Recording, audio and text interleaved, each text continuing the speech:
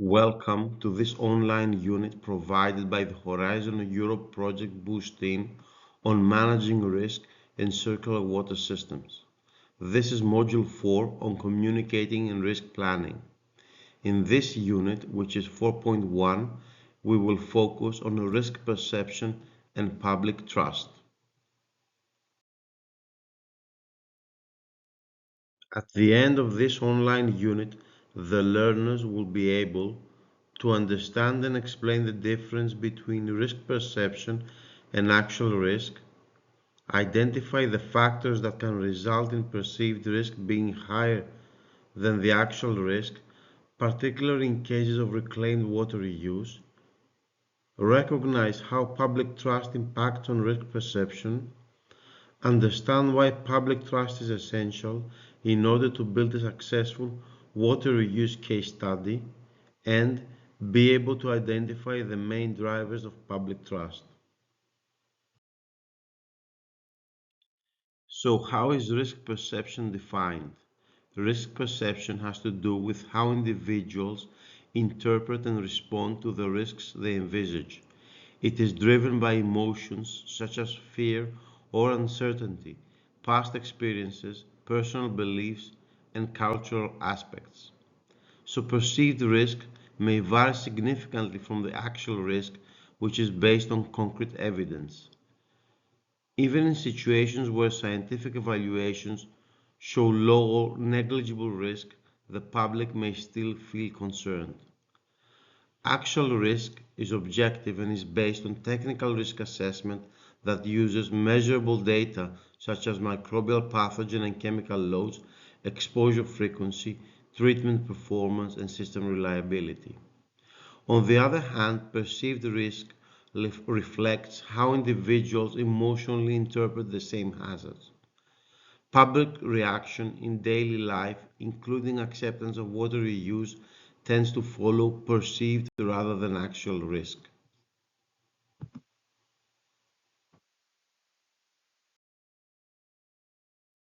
There are several factors that many times lead in perceived risk being higher than the actual one.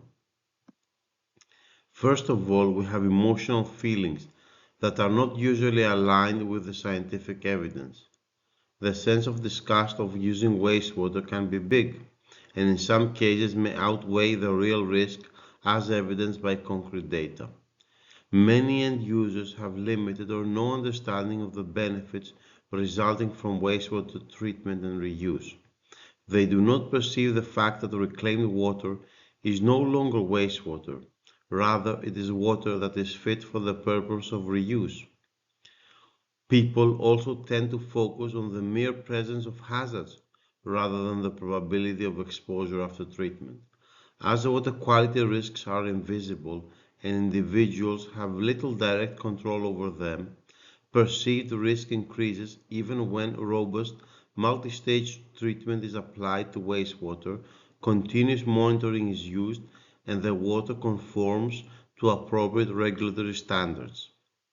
Individuals recall memorable contamination events which are often amplified by the media, even when they are very rare and often not related to reuse systems. Finally, the public and the relevant stakeholders are often poorly or inadequately informed by specialists using very technical language. Public trust can be defined as the confidence the public has towards its institutions to act ethically and in the best interest of the society. Public trust can be the glue which brings together the actual risk with the perceived risk. Let us consider a town where the water utility intends to provide its reclaimed water to the farmers so that they irrigate their crops. Let's also consider that the water utility has implemented a risk assessment methodology regarding the consumption of the crops irrigated with reclaimed water, and this assessment shows negligible risk to the population consuming these products. If the water utility is not considered trustworthy by the end users, the perceived risk from reclaimed water reuse will be much higher than the actual one. the result will be that farmers will most likely be reluctant to use this source of water. On the other hand, if this water utility is trusted by the end users, then it is more likely that farmers will use this water and that the derived products will be consumed by the general population. The perceived risk will be aligned with the actual one, and there will be no objections to using reclaimed water.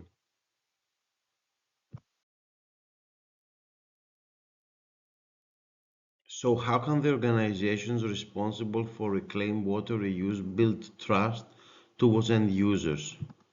Building public trust in wastewater reuse relies on several key drivers that ensure the process is safe, credible, and socially accepted.